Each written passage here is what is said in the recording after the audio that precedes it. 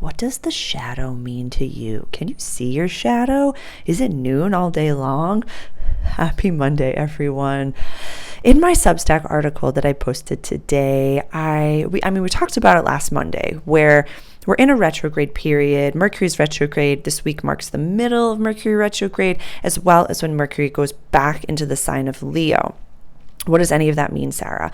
It means that we really have to look at situations from I statements and kind of be cognizant and take responsibility for our thoughts, words, actions, and intentions, and look at what's underneath all of it.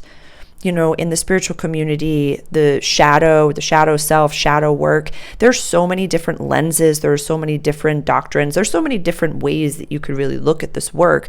But my personal practice is really coming from a leadership standpoint, where we're saying, where is the in the article I said the shadow self could be the negative ego self. This could be a trauma response. This could be the not so ideal version of ourself coming out in an unconscious and subconscious way. So in that article, I gave us some exploratory questions. If we wanted to do some shadow work questions, I would say because we're talking about Mercury retrograde and it's the lens of astrology, I highlighted a question that you can ask yourself based on where Mercury is retrograding in your houses. Is this in the first house? Why am I not okay to be my most authentic self? Why is it not safe for me to be myself? Why do I not think I'm worthy of this? And really ask yourself that in a free scripting and a journaling type of a way. I really would take maybe 60 to 90 seconds, upwards to 5 minutes if you really wanted to deep dive into it, and only do this one time. We can get so lost in processing. I myself can do that, and we have to remember that maybe facing one aspect of our shadow is enough. Maybe we don't have to completely deep dive into every single compartment all in one fell swoop. Maybe we can just be kind to ourselves.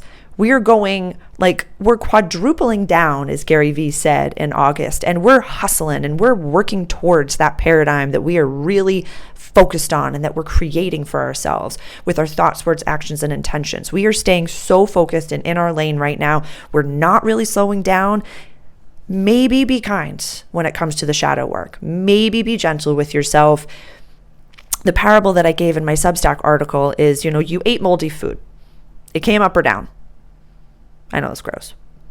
But you're probably kind to yourself for the rest of the day. Maybe you take the rest of the day off. Maybe you try drinking some warm broth and just having some soup and watching a good movie and just being nice to yourself.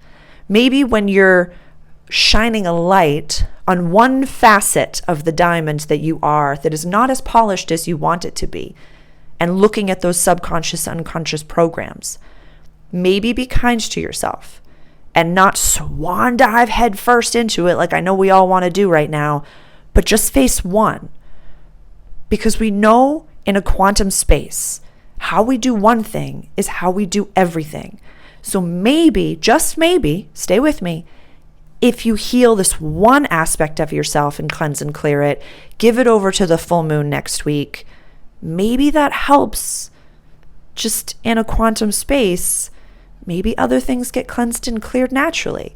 Maybe that's what we're doing in our dreams, is healing all different sorts of paradigms that we don't have to view. Maybe give it a try. Maybe heal one component and then go celebrate as that new and evolved version of yourself and say, I'm not afraid of that anymore. I'm sorry, I couldn't help it. But yeah, we have Wednesday's the big day. We have our Mars-Jupiter conjunction. I'm going to have an all signs reading for that on my YouTube channel. So if you're watching this on Instagram, definitely go subscribe to my YouTube channel. And if you're watching this on YouTube, I will probably premiere that. I don't know when I'm going to record it. I haven't recorded it yet. Actually, this is super quantum. I'm recording this on Sunday. It's going to post on Monday. I'll probably record that on Monday and maybe post it on Tuesday. I have no idea, but we're getting to it. And that's going to be fun. So I'm not going to mention it here. That is just Mars, our assertive planet, conjuncting our gregarious, lucky planet. So positive or negative, it's just going to expand however you've really mastered your Mars energy. And that's the same day that Mercury goes retrograde back into Leo. I think I already mentioned that, but I'd say use this for a positive instead of a negative. I would say be kind to yourself. These are just offerings. Do whatever you want with this energy. Whether or not you have this language, it is happening. It's one of my favorite Pam Gregory quotes where she's like, if you don't believe in astrology, it's like not believing in Italian. You can not understand how to speak Italian, but not believing in this language. I love you. What questions do you have for me? How are you feeling? How's that sleep going? I'm trying my best as well. Mwah. See you soon.